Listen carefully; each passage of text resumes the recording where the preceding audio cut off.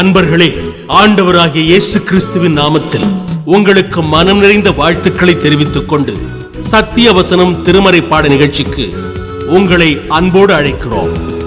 சத்திய வசனம், இது தேவனின் வசனம். நாம் சோர்ந்து போகையில் கரம் கொடுக்கும் நம் தேவனின் வசனம், நம் தேவனின் வசனம். லூக்கா அதிகாரம் 2. இன்று கர்த்தராகிய கிறிஸ்து என்னும் இரட்சகர் உங்களுக்கு தாவீதின் ஊரிலே பிறந்திருக்கிறார்.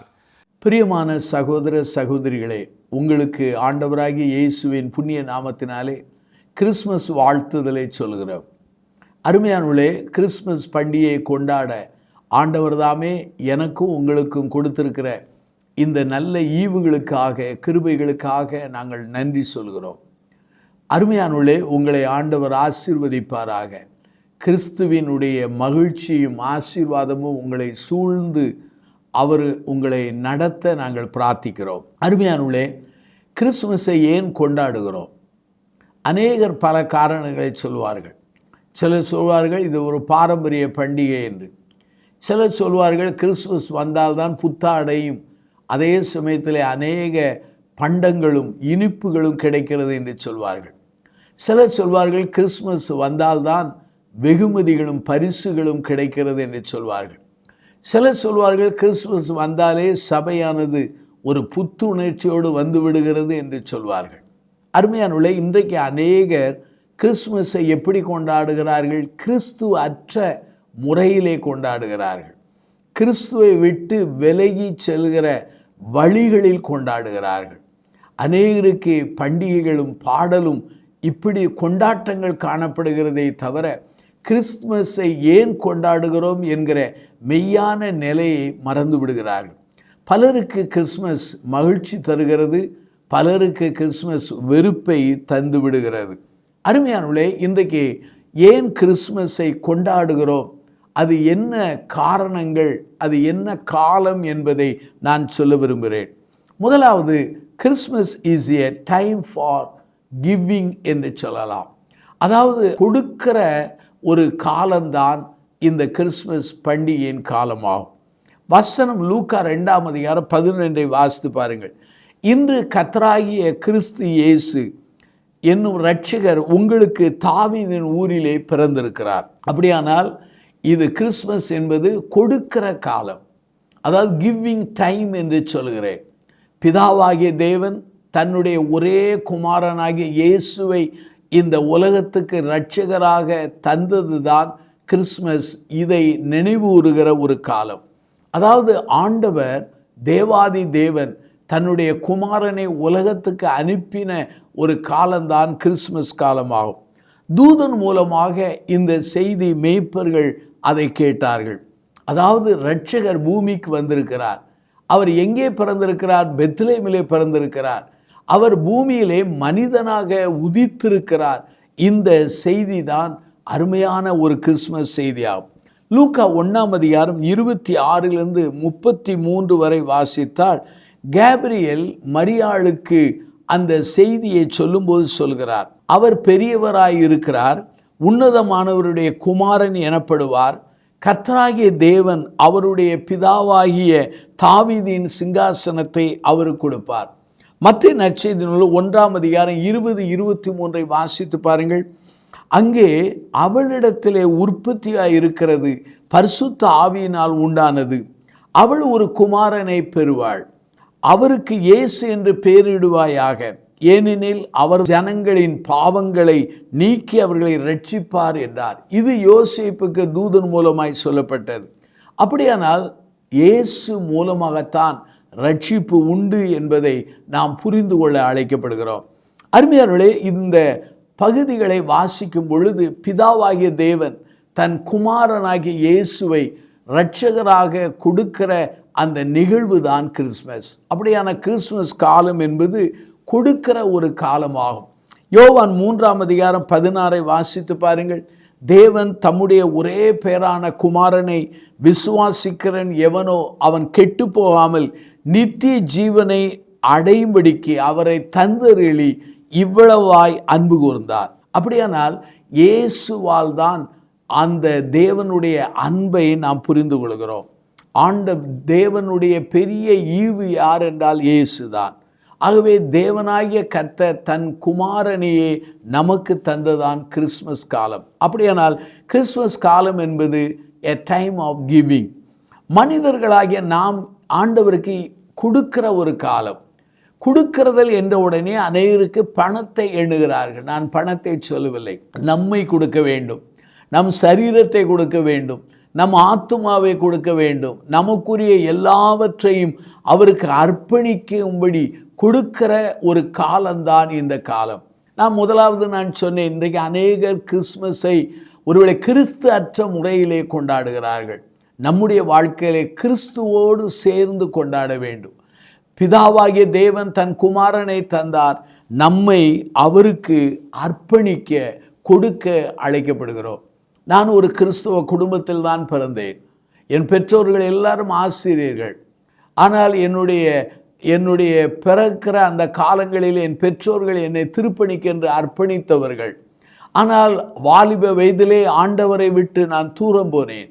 ஆனால் ஆண்டவராய் இயேசுவுக்கு என்னை ஒரு நாள் அர்ப்பணித்தேன். அந்த அர்ப்பணித்த நாள்தான் மெய்யான ஒரு கிறிஸ்மஸ் காலமாய் காணப்பட்டது. அருமையானவர்களே, தேவனாகிய கர்த்தர் தன் குமாரனை தந்தார். நாம் அவருக்கு நம்மை அர்ப்பணிக்க அழைக்கப்படுகிறோம். ஆகவே தான் கிறிஸ்மஸ் காலம் என்பது உண்மையாகவே கொடுக்கிற ஒரு காலம். வேதாமத்தை வாசித்து பாருங்கள். மத்தேயு 2ஆம் அதிகாரத்திலே அங்கு திருவசனம் மிக தெளிவாய் சொல்லுகிற ஒரு செய்தி என்னவென்றால், அங்கு சாஸ்திரிகள் ஆண்டவரை கண்டபோது அவர்கள் அன்பளிப்புகளை கொடுத்தார். அங்கு பொன்னை கொடுத்தார்கள், வெள்ளை போலத்தை கொடுத்தார்கள் என்று நாம் அநேக காரியங்களை நாம் பார்க்கிறோம் இல்லையா? அங்கேயும் கொடுக்கிற தன்மையை நாம் காண முடிகிறது. ஆகவே கிறிஸ்மஸ் காலம் என்பது a time of giving என்று சொல்லலாம்.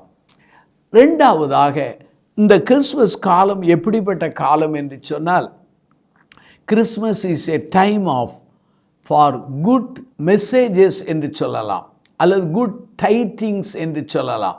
அதாவது கிறிஸ்மஸ் காலம் என்பது நற்செய்தியை கொடுக்கிற ஒரு காலமாய் காணப்படுகிறது. இந்த பகுதியிலே 10வது வாக்கியத்தை பாருங்கள். அங்கு சொல்லப்படுகிறது, நற்செய்தியை உங்களுக்கு அறிவிக்கிறேன் என்று சொல்லப்பட்டிருக்கிறது. அப்படியானால் கிறிஸ்மஸ் காலத்திலே அது நமக்கு நற்செய்தி கொடுக்கப்படுகிற ஒரு காலமாகும். பிரியமானவர்களே, எல்லா ஜனத்துக்குரிய நற்செய்தியை அறிவிக்கிறேன் என்று இங்கு சொல்லப்பட்டிருக்கிறது. நற்செய்தி என்கிற அந்த வார்த்தை, இவாஞ்சலைஸ் என்கிற வார்த்தையானது அந்த நற்செய்தி என்கிற பொருளையே தான் அது தருகிறது. இந்த நற்செய்தி எப்படிப்பட்ட நற்செய்தி? மெசேஜ் ஆஃப் ஹோப் என்று சொல்லலாம். அதாவது நம்பிக்கையின் நற்செய்தி ஆகும். நம்பிக்கை இல்லாத மனுகுலத்திற்கு கிறிஸ்து பிறந்ததினாலே மனுகுலத்திற்கு அங்கு மீட்பின் நம்பிக்கையின் செய்தியாக காணப்பட்டது. மேய்ப்பர்கள் எப்படிப்பட்டவர்கள்? தள்ளப்பட்டவர்கள், ஒதுக்கப்பட்டவர்கள், சமுதாயத்திலே அசுத்தமாய் எண்ணப்பட்டவர்கள். அதே சமயத்திலே சமுதாயத்தின் கடை நிலையிலே அவர்கள் நிற்க வைக்கப்பட்டவர்கள். அப்படிப்பட்டவர்களுக்கு அந்த நற்செய்தி சொல்லப்பட்டது. அந்த நற்செய்தி அவர்களுக்குரிய செய்தி மாத்திரமல்ல, அது எனக்கும் உங்களுக்குரிய செய்தி. ஏன் இந்த செய்தியை கேட்டுக்கொண்டிருக்கிற உங்களுக்குரிய செய்தி. ஆகவே தான் கிறிஸ்மஸ் செய்தி என்பது மெசேஜ் ஆஃப் ஹோப் என்று சொல்கிறேன். அதே சமயத்தில் இந்த மெசேஜ் எப்படிப்பட்டது என்று சொன்னால், அது ஒரு நாளும் மாறாத ஒரு செய்தியாக காணப்படுகிறது. அந்த செய்தி முதல் நூற்றாண்டுக்கு மாத்திரமல்ல, எத்தனை நூற்றாண்டுகள் கழிந்தாலும் இந்த கிறிஸ்து பிறந்த செய்தியை ஏற்றுக்கொண்டு அவருடைய மீட்பை புரிந்து கொண்டு அவருக்கு அர்ப்பணிக்கருடைய வாழ்க்கைக்கு அந்த செய்தியானது இன்றைக்கும் அது வல்லமை நிறைந்த செய்தியாக, மாறாத செய்தியாக அது காணப்படுகிறது. மத்தேயு நற்செய்தி நூல் 11ஆம் அதிகாரத்தை எடுத்து நீங்கள் வாசித்து பாருங்கள்.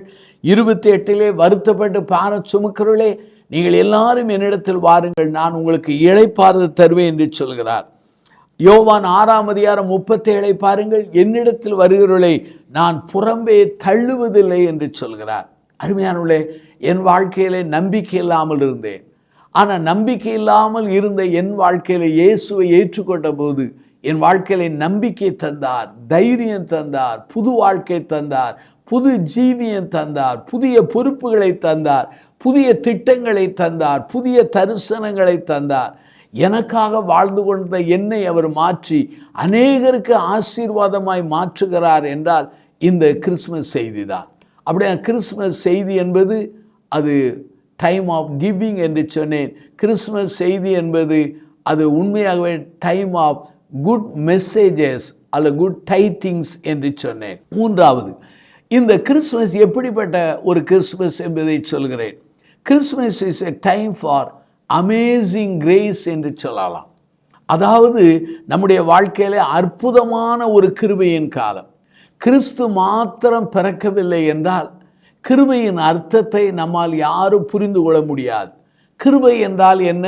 தகுதி இல்லாதவனுக்கு கொடுக்கப்படுகிற தேவ தயவாகும். ஏதேனிலே தேவாதி தேவன் வாக்கு கொடுத்தார், ஸ்திரியின் வித்து என்று சொன்னார். அந்த ஸ்திரியின் வித்தாக கிறிஸ்து இந்த உலகத்திலே பிறந்தார். ஆகவே அவர் பிறப்பு ஒரு அதிசயமானது, அவருடைய போதனை அதிசயமானது, அதே சமயத்தில் அவருடைய அற்புதங்கள் அதிசயமானது, அவருடைய மரணம் அதிசயமானது, அவர் உயிர்த்தெழுந்தல் அதிசயமானது, அவருடைய பரமேறுதல் கூட அதிசயமானது. இன்றைக்கு அவர் மனிதர்களாகிய நம்மை, மகா பாவிகளாகிய நம்மை, தேவனுக்கு தூரம் போன நம்மை, ஒருவேளை அசுத்தத்திலே ஜீவித்த நம்மை, நம்பிக்கை இல்லாத நம்மை, ஒருவேளை பரலோகத்திற்கு புறம்பாக்கப்பட்ட நம்மை கிறிஸ்து பிறந்து தன்னை ஜீவ பலியாய் ஒப்பு கொடுத்ததினாலே அந்த மீட்பின் மூலமாய், அந்த நீதியின் மூலமாக நானும் நீங்கள் மீட்கப்படுகிறோம். எப்படி மீட்கப்படுகிறோம்? கிருபையினால். அப்படியானால் கிறிஸ்து பிறந்தது, அந்த செய்தியானது எப்படிப்பட்டது என்றால் Christmas is a time for amazing grace என்று சொல்லலாம். இந்த ஆண்டவர் பிறந்ததனால்தான் கிருபையை புரிந்து கொண்டோம். ரோமர் புஸ்தகம் 6ஆம் அதிகாரம் 23 நீங்கள் வாசித்து பாருங்கள். பாவத்தின் சம்பளம் மரணம், தேவனுடைய கிருபை வரமோ நம்முடைய கர்த்தராகிய இயேசு கிறிஸ்துவினால் உண்டான நித்திய ஜீவன் என்று சொல்லப்பட்டிருக்கிறது. எபேசியர் புஸ்தகம் 2ஆம் அதிகாரம் 8-9 வாசித்து பாருங்கள். கிருபையினால் விசுவாசத்தை கொண்டு ரட்சிக்கப்பட்டீர்கள், இது உங்களால் உண்டானது அல்ல, இது தேவனுடைய ஈவு, ஒருவரும் பெருமை பாராட்டாதபடி இது கிரியினால் உண்டானது அல்ல என்று சொல்லப்பட்டிருக்கிறது. அருமையானவர்களே, அப்படியானால் இது ஒரு அமேசிங் கிரேஸ். நானும் நீங்கள் மீட்கப்படுகிறோம் என்றால், நானும் நீங்களும் திருச்சபையில் இருக்கிறோம் என்றால், நானும் நீங்களும் ஆண்டவரை ஆராதிக்கிறோம் என்றால், நானும் நீங்களும் ஆண்டவருக்காக ஊழியம் செய்கிறோம் என்றால், இந்த கிறிஸ்துமஸ் காலத்திலே தேவன் கொடுத்த ஒரு கிருபையை நான் சொல்ல விரும்புகிறேன். நீதிமொழி 27ஆம் அதிகாரம் 1 பாருங்கள். நாளைய தினத்தை குறித்து பெருமை பாராட்டாதே, ஒரு நாள் பிறப்பிப்பதை அறியாயே. அப்படியான அருமையானவர்களே, இன்றைய ரட்சினின் நாள், இன்றைய மீட்பின் நாள். உங்களை அர்ப்பணித்து இந்த கிருபையை ஏற்றுக்கொள்ளுங்கள். இந்த கிறிஸ்துமஸ் காலம் எப்படிப்பட்டது? இது உண்மையாகவே இது கொடுக்கும் காலம் என்று சொன்னேன். கிறிஸ்துமஸ் காலம் எப்படிப்பட்டது? இது நற்செய்தியினாலே நிரப்பப்பட்ட ஒரு காலம் என்று சொன்னேன். கிறிஸ்துமஸ் காலம் எப்படிப்பட்டது? இது ஒரு மகிமையான, சொல்ல வேண்டும் என்றால் அற்புதமான கிருபையை ருசிக்கிற ஒரு காலம் என்று சொன்னேன். நான்காவதாக இந்த கிறிஸ்துமஸ் காலம் எப்படிப்பட்டது என்றால், the Christmas is a time for glorifying God. தேவனை மகிமைப்படுத்துகிற காலம். இந்த திருமறை பகுதி, இந்த லூக்கா 2 வாசிப்பீர்கள் என்றால், அங்கு தூதன் பிரசங்கிக்கிறான். அங்கே தூதரோடு இருந்த சேனை திரள் அங்கே தேவாதி தேவனை துதித்து மகிமைப்படுத்துகிறார்கள். லூக்கா 2ஆம் அதிகாரம் 13-14 உங்களுக்காக நான் வாசிக்கிறேன். அந்த சனமே, பரம சேனையின் திரள் அந்த தூதர்களுடனே தோன்றி உன்னதத்தில் இருக்கிற தேவனுக்கு மகிமையும் பூமியிலே சமாதானமும் மனுஷன் மேல் பிரியம் உண்டாவதாக என்று சொல்லி தேவனை துதித்தார்கள். உலகத்திலே சபைகளிலே அநேக பாடகர் குழுவினர் அருமையாய் பாடுகிறார்கள். ஆனால் இந்த நிகழ்விலே பரலோகத்தின் தேவ தூதர்கள், பரலோக பாடகர் குழுவினர் பாடுகிறார்கள். அந்த பாடலை பாருங்கள், மிக சுருக்கமான ஒரு பாடல் தான். ஆனால் அந்த பாடலானது அர்த்தம் நிறைந்த பாடல். முதலாவதாக அங்கு சொல்லப்பட்டிருக்கிறது, உன்னதத்திற்கிற தேவனுக்கு மகிமை வருகிறது. கிறிஸ்து பிறந்ததினாலே தேவனுக்கு மகிமை. அவர் பிறந்ததினாலே பூமியிலே சமாதானம். அவர் பிறந்ததினாலே மனிதர் மேலே பிரியம் உண்டாகப்பட்டது என்று சொல்லி எங்கு வேதத்தில் வாசிக்கிறோம். அருமையானவர்களே, இங்கு நன்றாக நீங்கள் கவனிக்க வேண்டும். பாடகர்கள் அவர்கள் துதித்து தேவனை மகிமைப்படுத்துகிறார்கள். அப்படியான கிறிஸ்துமஸ் காலம் என்றால் என்ன? அது உண்மையாகவே தேவாதி தேவனை துதிக்கிற மகிமைப்படுத்துகிற காலம். 1 கொரிந்தியர் 10:31 சொல்கிறது, ஆகையால் நீங்கள் புசித்தாலும் குடித்தாலும் எதை செய்தாலும் எல்லாவற்றையும் தேவனுடைய மகிமைக்கென்று செய்யுங்கள். அருமையானவர்களே, கிறிஸ்துமஸ் காலத்திலே எதை செய்தாலும், எந்த காரியங்கள் செய்தாலும் அதிலே தேவனுக்கு மகிமை உண்டாகிறதா என்று சொல்லி கணித்து அதை செய்யும்படி உங்களை அன்போடு ஆண்டவருடைய நாமத்திலே கேட்கிறேன். இந்த திருமறையை வாசிக்கும் பொழுது நான் அடிக்கடி ஞாபகப்படுத்துகிற ஒரு காரியம் என்ன? தூதன் பிரசங்கித்தான், பாடகர் குழுவினர் துதித்தார்கள். ஆனால் இந்த அருமையான மேய்ப்பர்கள் கீழ்ப்படிந்து பிள்ளையை கண்டு மறுபடியும் துதித்து மகிமைப்படுத்தி கொண்டே வருகிறார்கள்.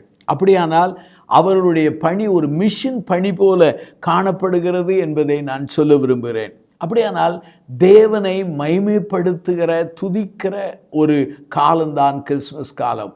பிரியமான என் சகோதர சகோதரிகளை 4 குறிப்புகளை சொன்னேன். கிறிஸ்துமஸை கொண்டாடுவதற்கு பல காரணங்கள் உங்களில் இருந்தாலும் திருமறையிலிருந்து சொல்கிறேன், இது கொடுக்கிற காலம். அதே சமயத்தில் இது நற்செய்தியை அறிவிக்கிற ஒரு காலம். இது மகிமையான ஆச்சரியப்படக்கூடிய ஒரு கிருபையை புரிந்து கொள்கிற ஒரு காலம். 4வதாக தேவனை மகிமைப்படுத்துகிற காலம். இந்த காலங்களிலே ஆண்டவரை மகிமைப்படுத்துகிறீர்களா? அவரை துதிக்கிறீர்களா? அவரை உள்ளத்தின் ஆழத்திலிருந்து துதித்து கனம்படுகிறீர்களா? 4 காரியங்களை சொன்னேன். 5வதாக ஒரு முக்கியமான காரியங்களை சொல்லி முடிக்கிறேன். கிறிஸ்துமஸ் காலம் என்பது, Christmas is a time for going home என்று சொல்லலாம். அதாவது நம் வீட்டிற்கு திரும்புகிற ஒரு காலம். உங்களுக்கு நன்றாக தெரியும், நம்முடைய குடும்பங்களிலே, நம்முடைய சபைகளிலே, நம்முடைய தேசங்களிலே கிறிஸ்துமஸ் காலத்திலே மக்கள் குடும்பமாக இணைந்து வீட்டிலே வருவார்கள். வெளியிடங்களில் இருக்கிற மக்கள் கூட கிறிஸ்துமஸ் காலத்திலே சொந்த ஊருக்கு, சொந்த ஜனத்துக்கு செல்வார்கள். பிள்ளைகள் எல்லாரும் பெற்றோரை காண செல்வார்கள், அல்லது பெற்றோர்கள் பிள்ளைகளோடு தங்கியிருக்க விரும்புவார்கள். நான் சில இடங்களில் பார்த்திருக்கிறேன், கிறிஸ்துமஸ் காலங்களில் என் நண்பர்கள், உறவினர்கள், சபையார், போதகர்கள் எல்லாரும் ஒரு இடத்துல உட்கார்ந்து ஐக்கியப்பட்டிருக்கிறதை நான் காண்கிறேன். அப்படியானால் கிறிஸ்துமஸ் காலம் என்றால் என்ன?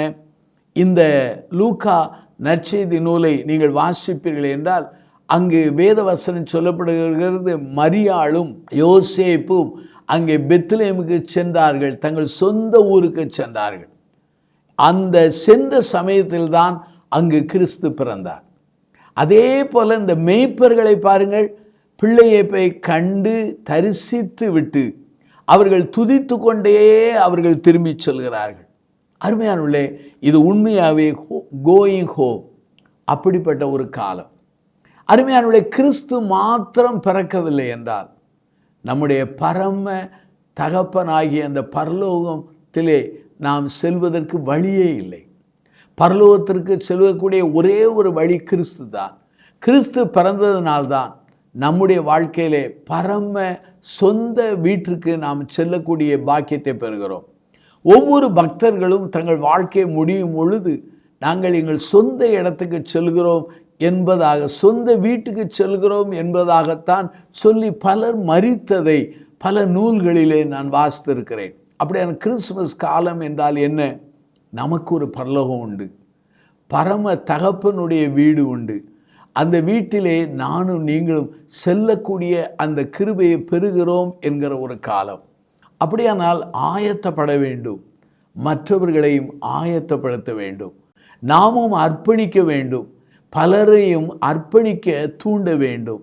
நாம் கிறிஸ்துக்குள் வாழ வேண்டும், மற்றவர்களையும் கிறிஸ்துக்குள் வாழக்கூடிய நிலைக்குள்ளே உங்களை வழிநடத்த ஆண்டவர் உதவி செய்ய வேண்டும். ஆகவே தான் 5 குறிப்புகளை நான் சொன்னேன். கிறிஸ்துமஸ் என்பது கொடுக்கிற காலம். பிதா தன்னை கொடுத்தார், நம்மை அவருக்கு அர்ப்பணிக்கிற காலம். கிறிஸ்துமஸ் காலம் என்பது நற்செய்தியை அறிவிக்கிற காலம் அல்லது நற்செய்தியின் காலம் என்று சொன்னேன்.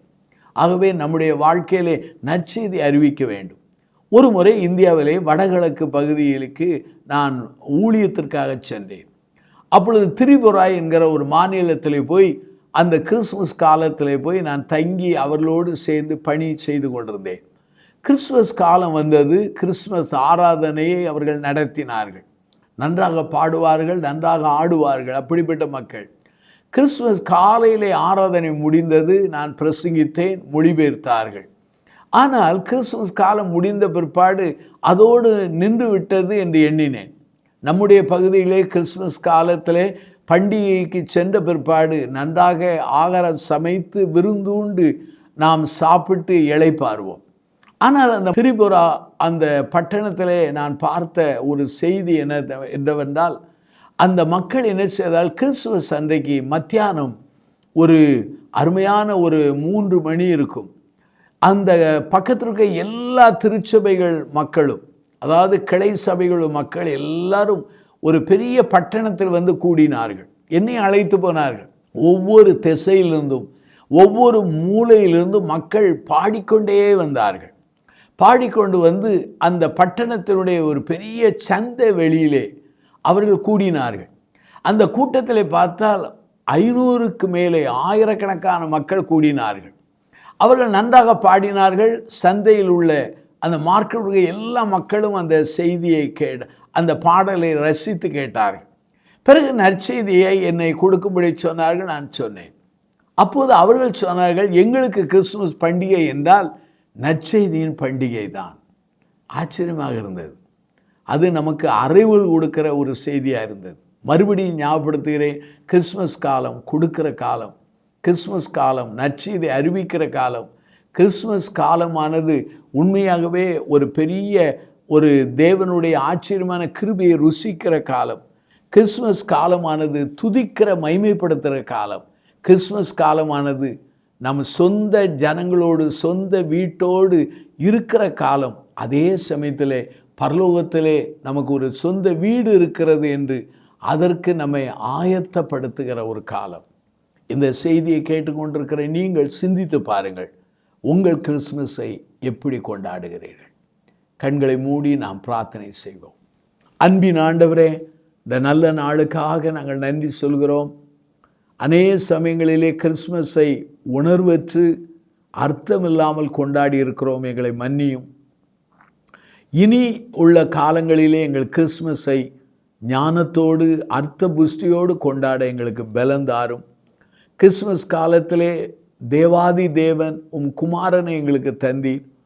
இந்த கிறிஸ்துமஸ் காலத்திலே எங்களை ஒப்பு கொடுக்க, ரட்சிக்கப்பட, அப்படிப்பட்ட நிலைக்கு எங்களை கொண்டு வாரும். கிறிஸ்துமஸ் காலமானது தூதன் எவ்வாறு நற்செய்தியை அறிவித்தானோ அதே போல நாங்களும் நற்செய்தியை அறிவிக்கிறவர்களாக எங்களை மாற்றும். கிறிஸ்துமஸ் காலத்திலே பிதாவினால் அனுப்பப்பட்ட குமாரன் மூலமாக எங்களுக்கு அந்த அமேசிங் கிரேஸ், அந்த ஆச்சரியப்படத்தக்க அந்த கிருபையை புரிய உணர எங்களுக்கு வாய்ப்பு தாரும். கிறிஸ்துமஸ் காலங்களிலே முறுமுறுக்காதபடி மகிமைப்படுத்த, கனம் பண்ண, துதிக்க பலந்தாரும். கிறிஸ்துமஸ் காலத்திலே உறவினர்கள் எல்லாரும் உட்கார்ந்து சொந்த வீட்டுக்கு செல்லுகிற அந்த நிலைப்பாட்டை எங்களுக்கு தாரும். எங்களுக்கு ஒரு பரலோகத்திலே பரம தகப்பனுடைய வீடு இருக்கிறது, அதற்கென்று எங்களை ஆயத்தப்படுத்த பலந்தாரும்.